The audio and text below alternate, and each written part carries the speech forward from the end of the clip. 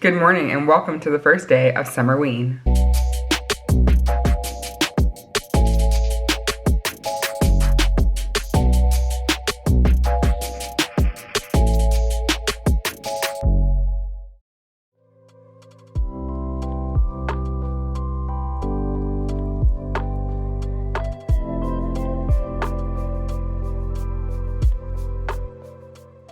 I thought I was gonna make a TBR for Summerween, but as I was collecting books for it, I realized that I've gone a little bit overboard.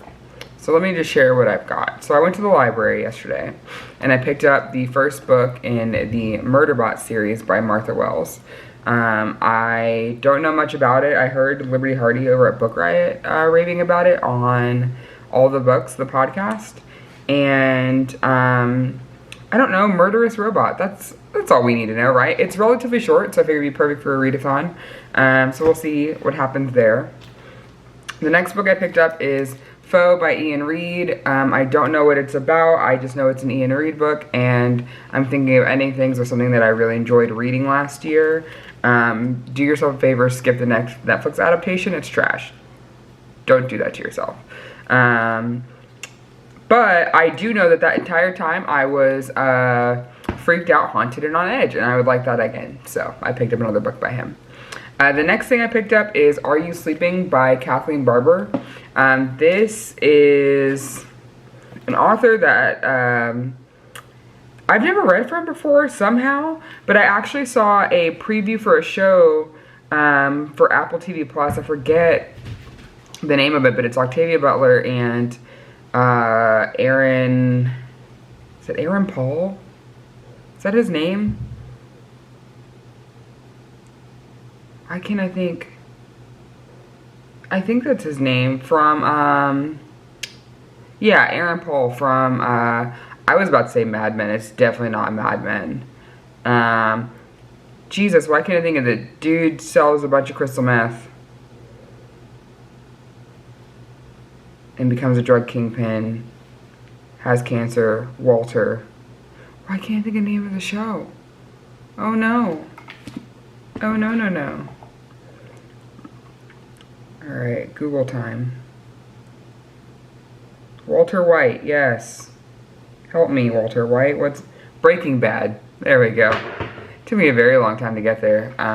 You can tell how uninvested I was in that show. Everyone loved it, and I hadn't watched it yet, and so the last season was happening when I started watching it on Netflix. The first, 2.5 seasons were really boring. Really, really boring, but the end makes up for it, so. But anyway, she had one of her books being adapted into a show, and I was like, well, this looks interesting and titillating, and I would like to know what happens. And this one was called A Cross Between Serial, the podcast, and In a Dark, Dark Wood by Ruth Ware, and that's one of my favorite Ruth Ware books, and I enjoyed Serial, so I thought, yes, I will partake in this book. It says it's a inventive and twisty psychological thriller about a mega hit podcast that reopens a murder case and threatens to unravel the carefully constructed life of the victim's daughter, and that is all I need to know about the synopsis. I will not be reading the other 2 paragraphs they provided. The next one I picked up is Southern Book Club's Guide to Slaying Vampires by Grady Hendrix. I've heard lots of great things about Grady Hendrix. I actually have a Grady Hendrix thing on my shelf. Actually, it's right here, My Best Friend's Exorcism. Haven't read that either, but I've heard good things about Grady Hendrix, and so I thought I'd give it a try. I'm a big baby when it comes to horror, so I thought I would start with Southern Book Club's Guide to Slaying Vampires. Because it sounded more suspense and thrillery, with a touch of maybe magical realism. So we'll see how that goes. This one is about, I think, a stay-at-home mom. She's kind of bored with her life. Yeah, only thing that keeps her sane is her book club, a close-knit group of Charleston women united by their love of true crime. At these meetings, they're are likely to talk about the Manson family as they are about their own families. And I love a book that's about a small group of people that really enjoy being around each other and have some sort of common goal. And in this case, I guess it's slaying vampires. The next thing that I could potentially read for this is Wilder Girls by Rory Power. This has been sitting on my shelf probably since the week or month it came out, and I haven't picked it up. But it says it's been 18 months since the Raxer School for Girls was put under quarantine, since the talks hit and put Hetty's life out from under her. It started slow. First the teachers died one by one, then it began to infect the students, turning their bodies strange and foreign. Now cut off from the rest of the world and left to fend for themselves on their island home, the girls don't dare wander outside the school's fences, where the talks has made the woods wild and dangerous. So, that sounds weird and delightful. So I'm going to dive into that.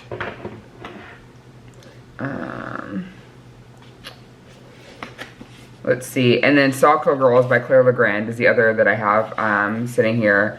It says, beware of the woods and the dark, dank deep. He'll follow you home and he won't let you sleep. Ooh, okay. That sounds spoopy.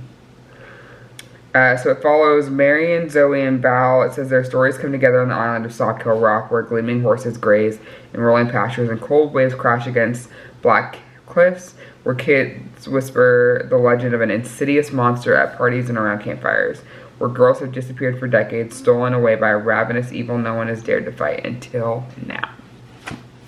I love that. Let's fight some evil. That sounds great.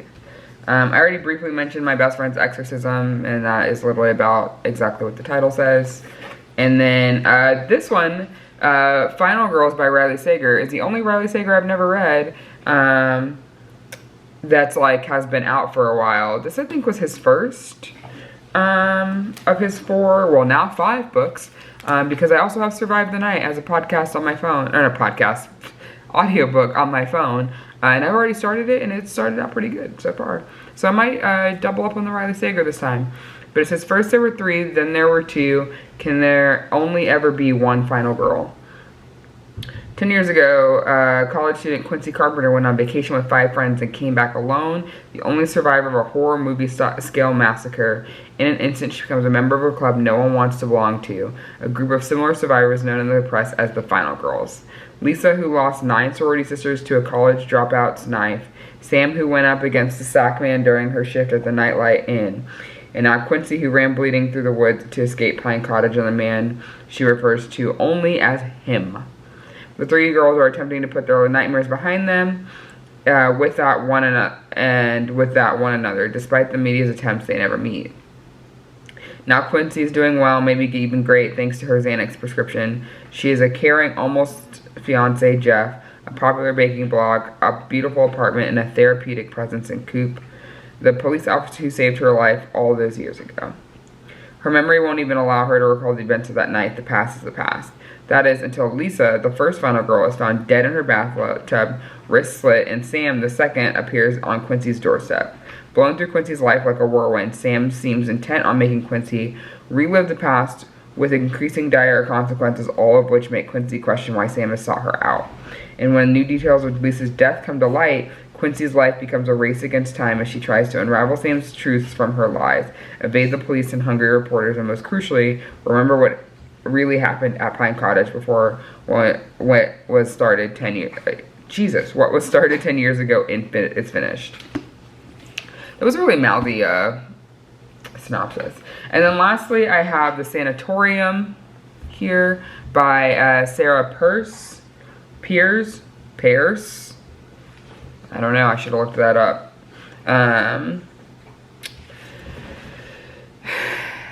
I picked this up because it kind of reminds me of The Broken Girls by Simone St. James, like just the vibe of the cover. Because I love an empty, abandoned building. Is it haunted? Is it not? I think they wanted to turn this place into a chalet. And the power goes out over a weekend, I think, and then a lot of shit happens. So, I don't know. I've heard very mixed reviews about this book. I also have this as an audiobook as well from my library.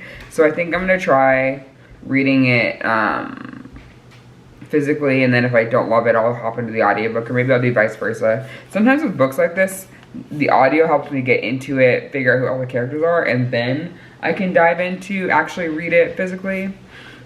So we'll see how that goes. I think I'm going to start with Murderbot, not only because it's the shortest, but it's the one I'm the most interested in at the moment.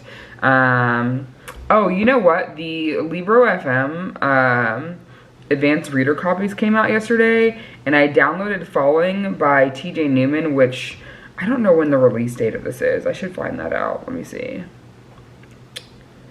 Oh, it comes out on the 5th. It's literally on Tuesday. So by the time y'all see this, it either will already be out or will be out in a couple of days. So it comes out Tuesday, July 5th. It's about a pilot whose family has been kidnapped, and the only way for them to be okay is for him to crash the plane he's flying. So I listened to the first 2 chapters yesterday, and yeah, TJ doesn't pull any punches. He just throws you right in there. Like, they were describing severed limbs, a missing tongue, some things like that. So it's a graphic detail, but also like not in a gratuitous fashion. Like the way he did it, other than the limb part, all made sense. Like he was really setting the scene. I felt like I was on a plane with, you know, the door blown off or whatever, because it was, part of the plane was exposed and people were getting sucked out. It was terrible. But I'm excited to dive more into that, because that audio has been fantastic so far, and I'm only like 3 chapters in. So if you get a chance to read it, I would highly recommend. So on that note, I am going to finish my coffee, enjoy the rain sounds. Texas decided to have a downpour this morning, and I'm very thankful. And it's the perfect, the perfect mood for Summerween. So we're gonna turn the lights off, let it be dark and dreary, and read some Murderbot. So I'll see y'all soon.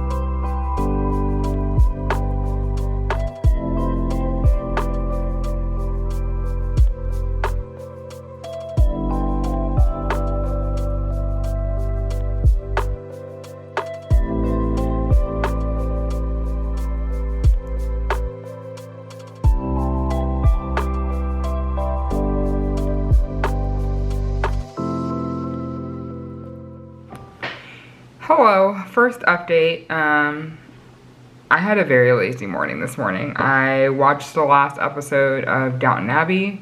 I managed to binge that in like 2 weeks, because of course I did.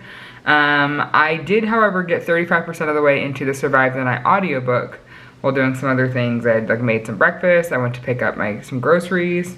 Currently I'm sitting at my desk about to watch some of my favorite streamers and eat the other half of this delicious crumble birthday cake cookie. Best one this week. And then after that, I think I'm going to pick up the audiobook of Survive the Night back up again. Or I might dive further into Murderbot. It was too dreary this morning for me to continue my read in the dark. It was just really hard for me to, number one, physically see, which honestly I could fix that myself with turning the light on, but I didn't want to. But also, I just vibed out to that and then switched to the audiobook instead. But I think I'm gonna put the audio back on after I watch this stream and make some more of these cute little guys because they're fun. So that's what I have planned for this afternoon / early evening, because it's almost 4 o'clock at this point. And I will update you guys once I've done something.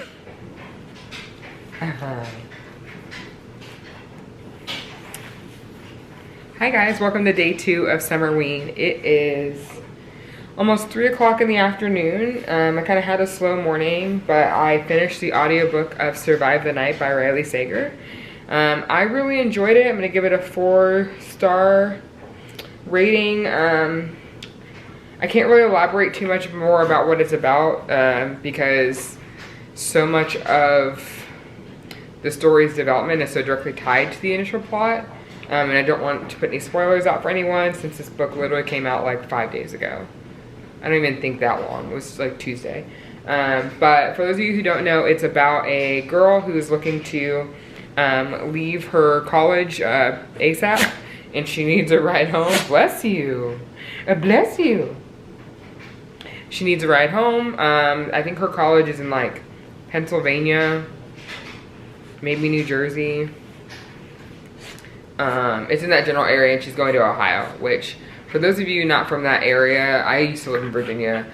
Once you get north of Virginia, really Pennsylvania's pretty big, but if you're on the western side of it, driving anywhere to the Midwest is relatively short, like 4-5 hours max for the most part. I live in Texas now, so 4 or 5 hours gets you to the middle of the state, or the edge if you're on one side or the other. So low-key missed that. But over the course of that road trip, she thinks she's in the car with the what the town calls the campus killer, because he's killed 3 girls over the last like 2 years, I think.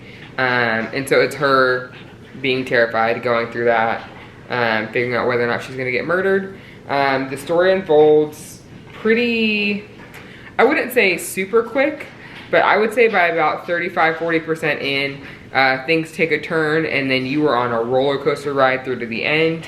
I really enjoyed the audiobook. It was very easy to follow, but I feel like reading a physical copy would be just fine as well. But I guess what I liked most about the audio is just it felt very atmospheric that way, and I don't know if that would translate the same way. But I really enjoyed it. I definitely felt like I was in 1991. Which is when, you know, the book is set. Lots of Nirvana references in the book, so I think there actually might be a playlist that goes along with it. If there is and I find it, ow, ow, ow, stop biting me.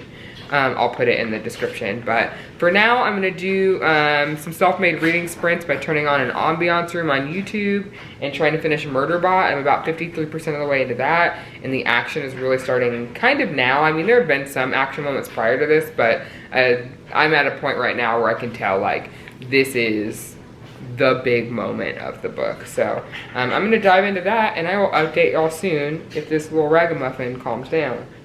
Can you settle down? We're gonna read. Reading's a quiet activity. Yeah, Frankie, reading's a quiet activity. You gotta try to be quiet. I know it's hard for you. Alright, let's set our handy dandy forest app for 30 minutes.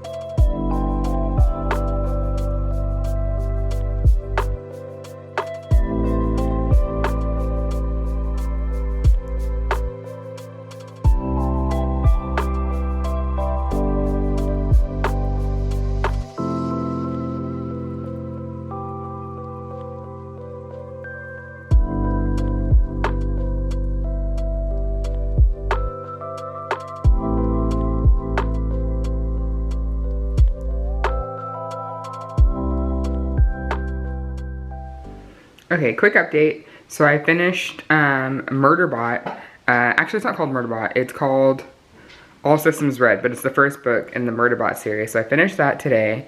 I really enjoyed it. It kind of left off, not on a cliffhanger, but kind of. And I am interested in continuing the series. This first book was only 145 or 150 pages, so it was more like a novella kind of.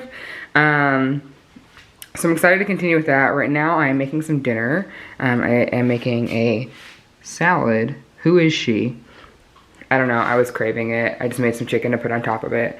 I'm about to watch the Literally Dead book club recap for They Never Learn, which I read earlier this month, or in June actually, and really enjoyed. So I'm excited to see what the discussion's like about that. And then afterwards, I think I'm either going to start The Maidens by Alex Michaelides, or taking my book cart here. I'm not sure what to do next. I also have some books on hold from the library, and so maybe I'll do one of those instead. I am interested to check out Are You Sleeping, and then also the Southern Book Club Guide to Slaying Vampires by Grady Hendrix. So maybe I'll do those because it felt really good to finish Murderbot earlier today and get one library book checked off, because I have 5 out right now. Yeah, 5, and only one of them was not Summerween related, so I'm gonna have to put in some work to get this done. So anyway, I will check in with you when I have another reading update soon, and eventually I'll figure out this lighting in my apartment. It's kind of trash right now because it is very overcast outside. I only have one of my lights on at the moment, and wasn't the best decision for this clip, but what are you gonna do? See you later. Hello, and welcome to day 3 of Summerween. I have read nothing today. Actually, that's a lie. I started the Sanatorium. Actually, I have it right here. But I started it on audio because my library had it, and I'm glad I did because the vibe was different as I was listening to the audio versus physically reading it. But I don't know if I want to continue it. I'm not enjoying it just yet. It's pretty early goings though, so maybe I'll give it another few chapters before I fully put it down. But if that doesn't work out for me, I think I'm gonna jump into The Maidens, which I have right here. I didn't ask you, Siri, go away. Maidens by Alex Michaelides, which I think this is a dark academia. Is it? Spellbinding tale of psychological suspense weaving together Greek mythology, murder, and obsession. Set at Cambridge University, yeah.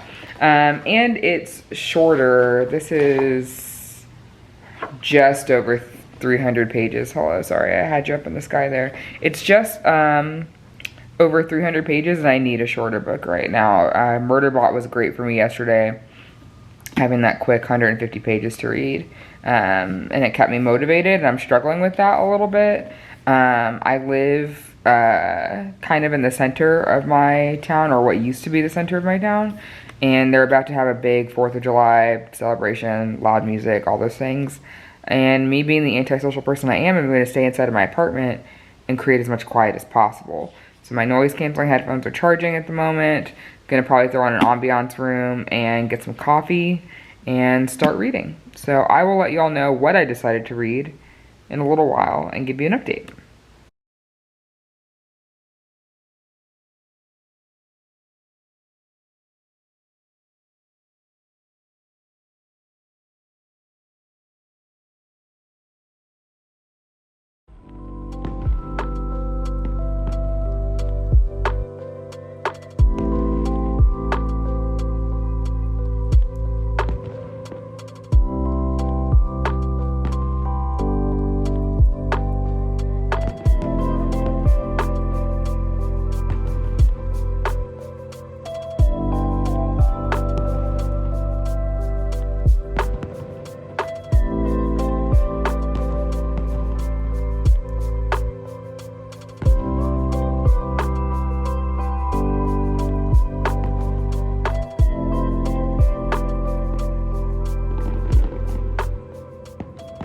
Hi, and welcome to day 4 of Summerween? I don't know, it's Monday, July 5th. I don't know what day it is anymore in Summerween. It's my last day off from work. I have to go back tomorrow. And I am avoiding the Monday scaries, I guess. Frankie and I are hanging out on the bed. My camera cut me off. It was very rude. But as I was saying, I understand like why someone would struggle with it if they were reading the physical copy, because I definitely did. And then I'm glad I grabbed the audio because it helped me differentiate the characters, care more about their storylines. And there's really only 2 main storylines, if that, all stemming from one character. But it just got very muddy in the beginning when I was trying to read the book.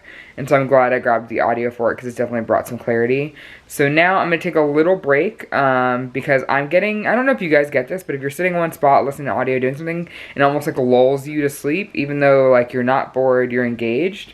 So I'm going to take a little TV break, maybe watch The Nanny some more. I really enjoyed watching that yesterday. I haven't watched it in years, and it just hit HBO Max not too long ago. So we're going to watch a couple more episodes of that, keep crocheting, and then I'll dive back into the sanatorium in a little while, and I'll give y'all another update when I have one. So I'll see y'all soon. Hi, let's do that fun thing where I forgot to update you for a couple days, and now it's the end of a readathon. Yay! Week-long readathons are not for me. At least not for me to vlog through. Because I did continue to read after whatever the last time was that I updated you, but I am the worst about vlogging during the work week. So today is Thursday, July 8th, the last day of Summerween. I finished The Burning Girls by C.J. Tudor today. I started and finished that without telling you, sorry about that. I love C.J. Tudor so much. They're so good at writing atmospheric books that have like paranormal elements, or you think they have paranormal elements, you're not sure.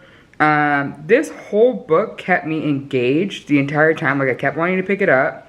I listened to the audio because I could get my hands on that faster than I could the physical copy. Frankie, I am recording. Could you stop scratching yourself? Huh? Thank you. Okay. Oh, I'm upside down. How did that happen? How? But now, oh, camera is confused. Okay, well, yikes. Anyway, so I didn't finish that. Really loved it. Probably gonna give it 4.5 stars. Did not see the plot twist coming. You would think I would have, but I didn't. It was really blatantly obvious too. And I don't know, I think that's part of the reason I enjoy C.J. Tudor so much is they don't try to do too much with their twists. Half the time it is right in your face the whole time, but they do such a good job of, belittling sounds wrong, but just like painting it into the background that when it does happen, you're like, I'm a fucking idiot. It was right here, but it's enjoyable and I don't feel stupid. So, that's all there is to say about that. So I guess I read 3 books for Summerween. I read the first book in the Murderbot series. And then I read... The fuck did I read after that? Yikes, the fact that I can't remember. Oh, Survive the Night, which I really enjoyed and made me listen to Nirvana like for 3 days straight after that. And then I got to read The Burning Girls. I have yet to pick up a Grady Hendrix.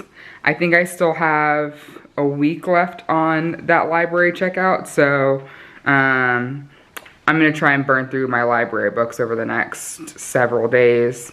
And so maybe we'll see those in my July wrap up. Who knows? But until then, I will see you guys in my next video. Bye!